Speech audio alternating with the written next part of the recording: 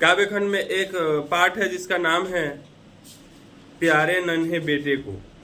लेखक है विनोद कुमार शुक्ल। अब इस पाठ को पढ़ने से पहले लेखक की जानकारियां कुछ ले ली जाए।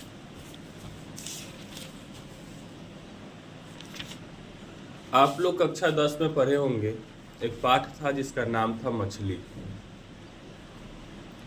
उस पाठ में दो बच्चे रहते हैं, दोनों भाई रहते हैं। लेखक मछली खरीदने जाते हैं और वो दोनों साथ में जाते हैं। उन्हें बहुत इच्छा जागृत होती है अंदर से कि पापा से एक मछली मांग लूंगा और उस मछली को मैं पालूंगा। आप लोग पढ़े? उस पाठ का नाम है मछली। कक्षा 10वीं का पाठ है। अब सुनो, इसमें भी विनोद कुमार शुक्ल द्वारा एक काव्यखंड में पाठ लिखा गया है जिसका नाम है क्या? प्यारे नन्हे बेटे को।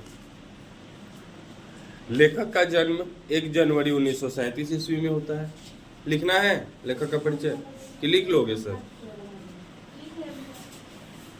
ठीक है, तो मैं सुन सकता हूँ कभी भी। अगर लिखना है तो बोलो, मैं लिखवा दूँ। लेखक का जन्म 1 जनवरी 1937 ईस्वी में होता है। उनका जन्म स्थान है राजनांदगांव, छत्तीसगढ़। वे निवास करते हैं रायपुर, छत्तीसगढ़ में। वृत्ति दिया गया है, क्या करते थे? इंदिरा गांधी कृषि विश्वविद्यालय में एसोसिएट प्रोफेसर थे। निराला सृजन पीठ में जून 1994 से जून 1996 तक अतिथि साहित्यकार रहे। उन्हें रघुवीर सहाय स्मृति पुरस्कार से सम्मानित किया गया। दयावती मोदी कवि शेखर सम्मेलन, साहित्य अकादमी पुरस्कार, इन सारी चीजों से सम्मानित किया गया था।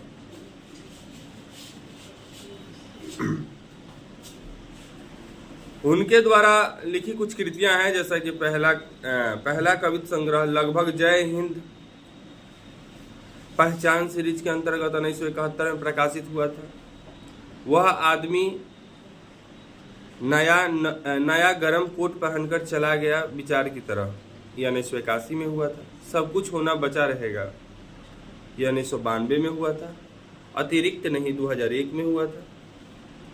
ये सभी कविता और कहानियां वगैरह हैं। वे बहुत सारे उपन्यास भी लिखे हैं।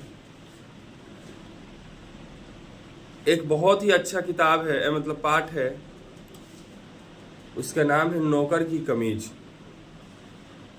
ये जरूर पढ़िएगा, ये मिलेगा नहीं इसमें, अलग से खरीद के उनके काव्य को पढ़ने के लिए अलग से पुस्तक खरीदना पड़ेगा। नौकर की कमीज बहुत ही अच्छा किताब है। एक और किताब है बहुत ही सुंदर। दीवार में एक खिड़की रहती थी। आप लोग द लॉलन टॉप नाम से एक चैनल चलता है यूट्यूब पे, पॉडकास्ट होता है उसमें, और उसमें क्या कहते हैं, न्यूज वगैरह बताया जाता है। सौरभ द्विवेदी नाम के उसमें क्या कहते हो, रिपोर्टर हैं, और बहुत ही अच्छा, मतलब सुशब्दों में समझाते हैं, हिंदी में ही समझाते हैं। वही बताए थे कि दीवार पर एक खिड़की रहती थी। ये पुस्तक जो है बहुत ही अच्छी पुस्तक है। इसमें बहुत ही अच्छी तरह से कहानी को दर्शाया गया है। और इसके लेखक जो है वो विनोद कुमार शुक्ल हैं। देखो, इनका लेख में इस नाम को दर्शाया गया है और इसे पढ़ना चाहिए। इस पाठ में आप लोग मतलब पढ़े सुने कि इस पाठ में केवल लोहे की बात की गई है। एक पिता अपने बच्चे से पूछते हैं, मतलब उनके एक लड़का है और एक लड़की है। वो लड़के से पूछते, लड़के को पहले कंधे पे बिठाते हैं और उन्हें घुमाने ले जाते हैं। तो लड़के के मुख से क्या निकलता है कि पापा मैं दादा से भी बड़ा हो गया। यानी एक बच्चे को जब आप किसी ऊंचाइयों पर ले जाते हैं तो उसे ऐसा महसूस होता है कि मैं सबसे बड़ा हो गया, क्योंकि वो अबोध होता है। इस पाठ को यहाँ से मोड़ दिया गया है। उसके बाद एक लड़की से प्रश्न किया जाता है पिता के द्वारा कि बेटी ये बताओ लोहा कहाँ कहाँ है। तो जब आप ध्यान दीजिए, जब आप बच्चों से कुछ प्रश्न करते हैं तो बहुत झटपट जवाब देता है और वो बहुत कोशिश करता है कि कुछ कुछ खोज कर, कुछ कुछ देख कर मैं बताऊं। और वो पिता जब पूछते हैं कि लोहा कहाँ कहाँ है तो जल्दी से बोलती है कि चिमटा में लोहा है, करछुल में लोहा है, छाते की डंडी में लोहा है, घर के दरवाजे में जो कील मारी गई है वो भी लोहा है, सेफ्टी पिन में लोहा है। बहुत सारी चीज़ों का नाम वो रखती है अपने पिता के पास। उसके बाद पिता भी कुछ याद दिलाते हैं, बताते हैं कि कुदाल में, फावड़ा में, सब में भी लोहा है और सबका काम अलग अलग है। और माँ भी आती है, माँ भी कुछ सिखाती है। अंततः एक बात को दर्शाया गया है कवि के द्वारा कि इस संसार में जितने भी व्यक्ति हैं जो मेहनत करते हैं, मजदूरी करते हैं, अपने जीवन को चलाने के लिए बहुत कड़ी मेहनत करते हैं, अपने घर परिवार को चलाने के लिए, अपने जीवन यापन करने के लिए बहुत ही कड़ी मेहनत करते हैं, वो सभी लोहा है। एक लोहे को एक व्यक्ति से किस प्रकार जोड़ा गया है, देखो, एक लोहे को जब गर्म करते हो वो लाल हो जाता है, उसे किसी भी आकार में डाल देते हो। इसी प्रकार एक मनुष्य होता है, जिस प्रकार की परिस्थिति उसके समक्ष आती है वो व्यक्ति उसी तरह ढल जाता है। अगर दिन अच्छा है तो अच्छा से खाएगा, पिएगा, रहेगा। अगर दिन खराब चलने लगा, दिन का मतलब आप समझते हैं क्या, वो समय जिस समय में वो जी रहा है, अगर वो समय अच्छा से चल रहा है तो अच्छी तरह से चलेगा, अगर बुरा चल रहा है उसका, उसमें भी वो लड़खड़ाएगा नहीं। उस बुरे दिन को भी काटने का उसके पास क्या होगा, तरीका होगा, जीने का तरीका होगा, और वो उस बुरे दिन को भी काटेगा, फिर से उसके अच्छे दिन आएंगे। तो एक मनुष्य को लोहे की तरह प्रदर्शित किया गया है इस पाठ में। विनोद कुमार शुक्ल जो है वो बहुत ही अच्छे कवि हैं। उनकी कविता बहुत मार्मिक होती है, उनकी कविता बहुत प्रेरणादायक होती है।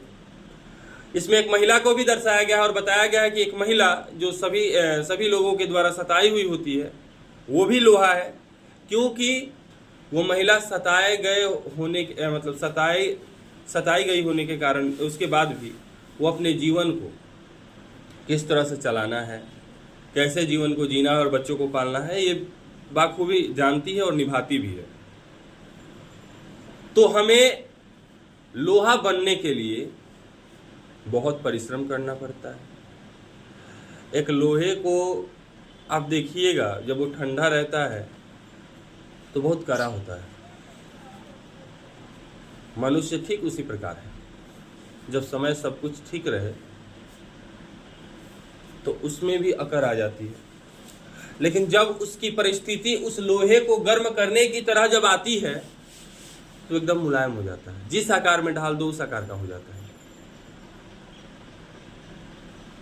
तो इस पाठ में एक मनुष्य को लोहे से के द्वारा तुलना की गई है, और इस तुलनात्मक चीज़ में आपको ये ध्यान देना है कि तुलना में हमें क्या सीखने को मिलता है। तो उस लोहे की तरह हमें बनना है कि समय जिस तरह आए उस तरह से हमें ढल जाना है, न कि हमें उस समय से डरकर भाग जाना है या फिर कुछ ऐसा कर जाना है कि जो ना करने योग्य हो।